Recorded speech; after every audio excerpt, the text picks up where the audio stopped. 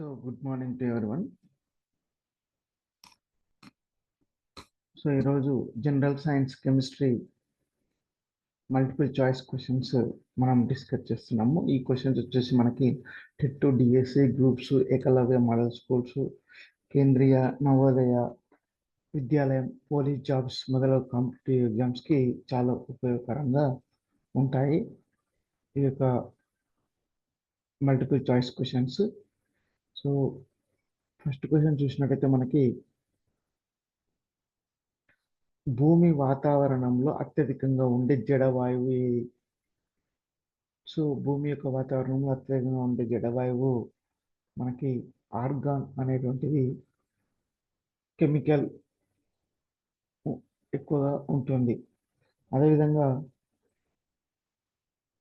రెండవ క్వశ్చన్ తీసుకున్నట్టయితే కెటిల్ అంటే నీరు కాచే పాత్రలో ఏర్పడే తెల్లని పొర లేదా పూత దేంతో తయారవుతుంది?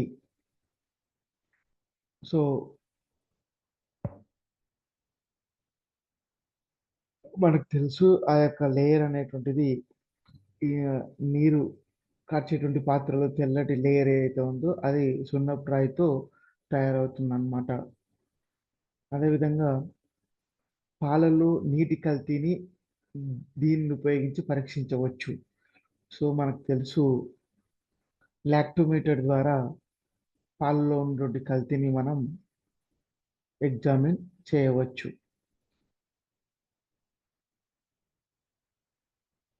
అదేవిధంగా ఫోర్త్ క్వశ్చన్ తీసుకున్నట్టయితే మనకి ఫోర్త్ క్వశ్చన్ కొవ్వులు మరియు నూనెల సాధారణ నామం ఏంటి? మనకి వనస్పతి డాల్డా కాదు, ఈస్టర్లు కాదు.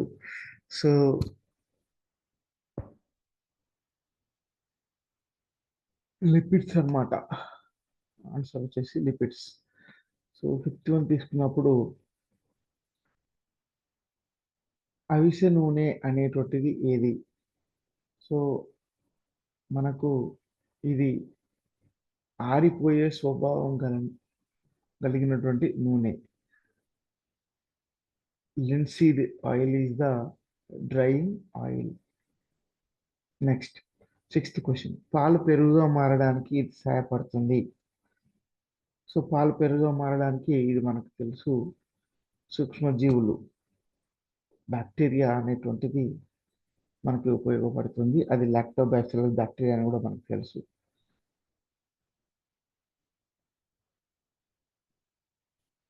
అదేవిధంగా సెవెంత్ వన్ తీసుకున్నప్పుడు అణుబాంబు పేలుడు సంభవించినప్పుడు ఆహార గొలుసు ద్వారా మన శరీరానికి చేరే అవకాశం ఉన్నటువంటి పదార్థం ఏది? అంటే ఇవి రేడియో ఐసోటోప్స్ అన్నమాట. అవి అణుబాంబు తయారీలో ఉపయోగిస్తారు. ఆ అణుబాంబులు ఎప్పుడైతే పేలుతాయో అప్పుడు పేలినప్పుడు రిలీజ్ అయ్యేటువంటి కెమికల్స్ మన బాడీలోకి ప్రవేశించడానికి ఆస్కారం ఉంటుంది కాబట్టి ఆ కెమికల్ యూజువల్గా మనకి SR90 అనేటువంటి ఐసోటోపు మన శరీరంలోకి వెళ్ళడానికి ఆస్కారం ఉంటుంది. అదేవిధంగా ఎయిత్ క్వశ్చన్ తీసుకున్నప్పుడు మాలకైట్, అజురైట్, చాల్కోపైరైట్ ఈ మూడు వేటి యొక్క ఖనిజాలు? మనకి ఈ మూడు కూడా కాల్షియం యొక్క ఖనిజాలు అన్నమాట. మాలకైట్, అజురైట్, చాల్కోపైరైట్లు. అదేవిధంగా ప్రకృతిలో నైన్త్ క్వశ్చన్ తీసుకున్న ప్రకృతిలో స్వేచ్ఛా స్థితిలో అంటే ఇతర మూలకాలతో కలవకుండా లభించే మూలకం ఏది? అంటే ఫ్రీగా డైరెక్ట్గా సింగిల్గా అలోన్గా లభించేటువంటి ఎలిమెంట్ ఏంటి అని మనం చూసినట్టయితే మనకి ఇక్కడ ఆరం అన్నమాట. ఇది డైరెక్ట్గా సింగిల్గా అవైలబుల్గా ఉంటుంది, దేంతో కూడా మిక్స్ అయి ఉండదు. ప్రకృతిలో స్వేచ్ఛ స్థితిలో ఇతర మూలకాలతో కలవకుండా లభించే మూలకం ఏంటిదంటే బంగారం.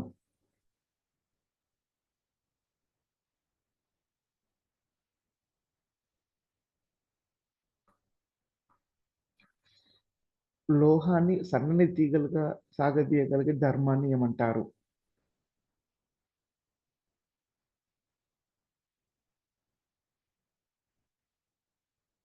తీగగా సాగే గుణం డక్టిలిటీ. చెప్పవచ్చు. తెలిసిన వాటిలో అత్యంత తేలికైన లోహం beryllium, lithium, sodium, magnesium.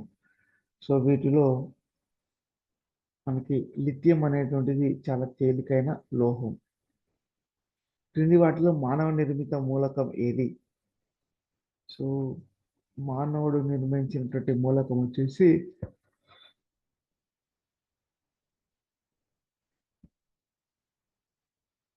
క్యూరియం.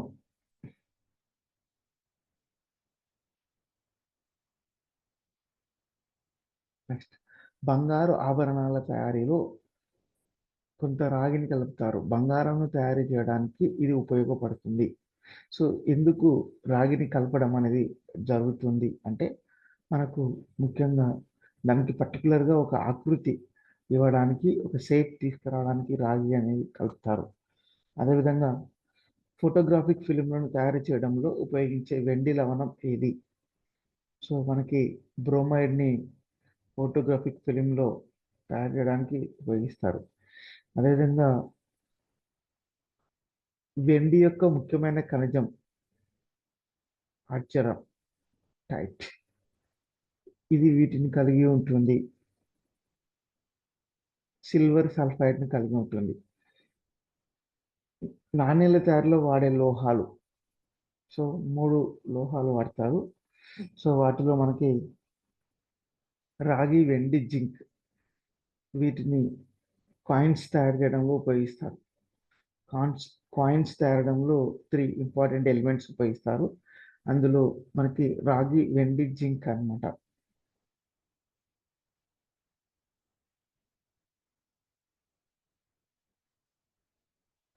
So 64 ఇనుము, 36 నికెల్ను మిశ్రమ లోహం చేసినప్పుడు ఏర్పడేటువంటిది ఇది.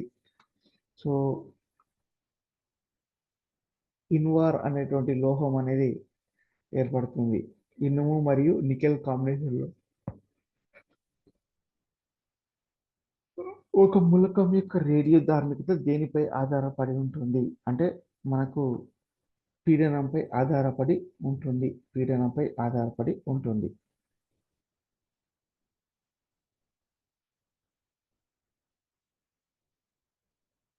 అదేవిధంగా క్రింది వాటి లాంటిది తీసుకున్నప్పుడు క్రింది వాటిలో దేనికి అత్యధిక చొచ్చుకుపోయే శక్తి ఉంటుంది? సో మనకి గామా కిరణానికి ఎక్కువ సారీ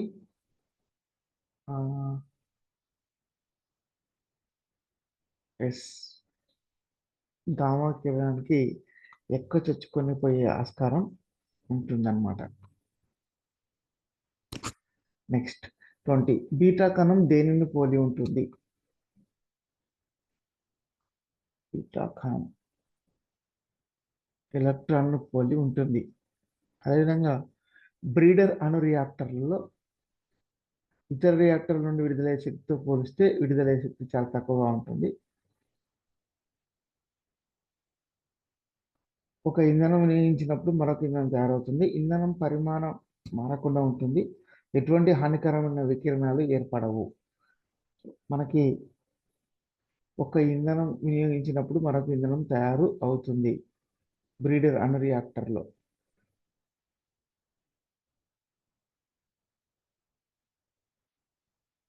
సో పాలలో ఈ క్రింది వాటిలో దేని యొక్క క్రియాశీల ఐసోటోపు స్వల్ప మొత్తంలో ఉంటుంది? సో పాలలో ఉండేటువంటిది జనరల్గా మనం తీసుకుంటే మనకు పొటాషియం అనేటువంటిది క్రియాశీల ఐసోటోప్ స్వల్ప మొత్తంలో ఉంటుంది. పొటాషియం.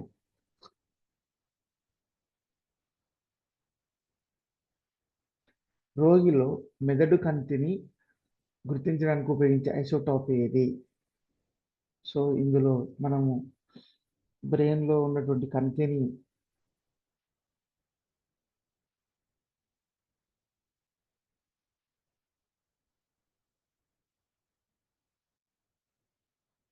CO60ని ఉపయోగిస్తాం.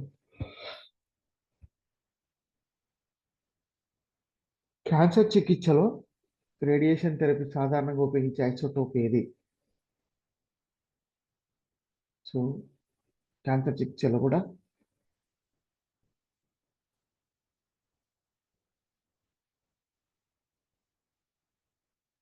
CO60ని మనం ఉపయోగిస్తాం. అదేవిధంగా కృత్రిమంగా తయారు చేయబడిన మొదటి మూలకం ఏది? ఇందాకనే మనం ఒక క్వశ్చన్ వచ్చింది, మళ్ళీ ఇది రిపీట్ అయిందనమాట. సో క్యూరియం అని చెప్పవచ్చు. సారీ, కృత్రిమ మూలకం. ఓకే ఓకే, కృత్రిమ మూలకం క్యూరియం. రాంగ్. సో 20 కృత్రిమంగా తయారు చేయబడిన మొదటి మూలకం ఏది? Technetium, plutonium, astatine. Technetium is the first element prepared artificial.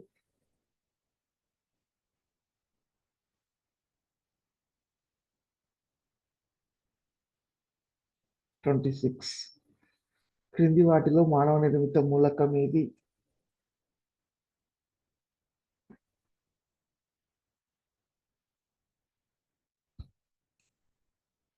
క్యూరియం. Next 27. పాస్టిస్ ను దేనిగా ఉపయోగించవచ్చు?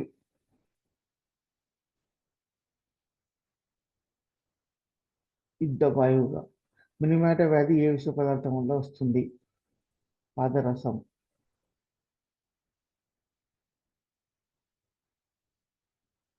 తోళ్ల శుద్ధి కర్మాగారాల్లో విడత జలాల్లో ఉండే పర్యావరణ కాలుష్య కారకం ఏది? Chromium.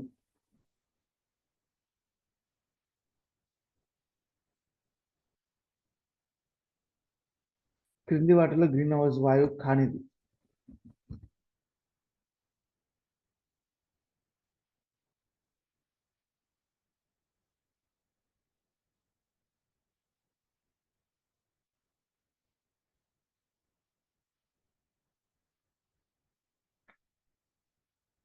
Carbon dioxide, green house gas, methane, ammonia. So B is the carbon monoxide. ఇది గ్రీన్ హౌస్ గ్యాస్ కాదనమాట. సో అదేవిధంగా 31 తీసుకున్నప్పుడు ఒక సన్నని గాలి గొట్టంలోని పాదరసపు మెనిస్కస్ ఎలా ఉంటుంది? కుంభాకారంగా ఉంటుంది.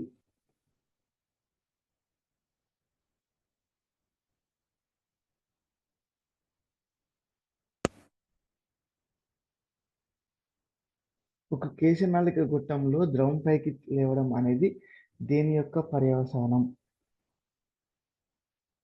తలతన్యత చెప్పవచ్చు.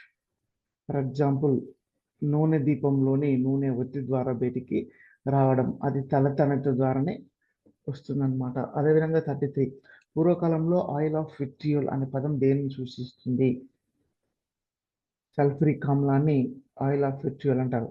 అదేవిధంగా క్విక్ సిల్వర్ అనేది దేనికి మరొక పేరు? మూలక పాదరసం.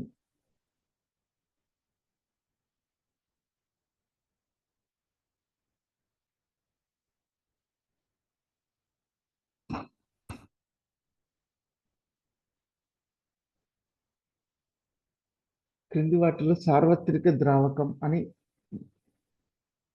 దేని అంటారు? Universal solvent. యూనివర్సల్ సాల్వెంట్ అంటే అనగానే మనకు గుర్తుకు రావాల్సింది వాటర్. క్రింది వాటిలో దేని ఉత్పన్నం ద్వారా శుద్ధి చేయలేము? 36. క్రింది వాటిలో దీన్ని ఉత్పన్నం ద్వారా శుద్ధి చేయలేము? అయోడిన్, కర్పూరం, సిట్రిక్ యాసిడ్. 37. క్రింది వాటిలో దేని pH 7 కన్నా తక్కువగా ఉంటుంది? సో 7 కన్నా తక్కువగా ఉండేటువంటిది మనకి సెలైవా అన్నమాట.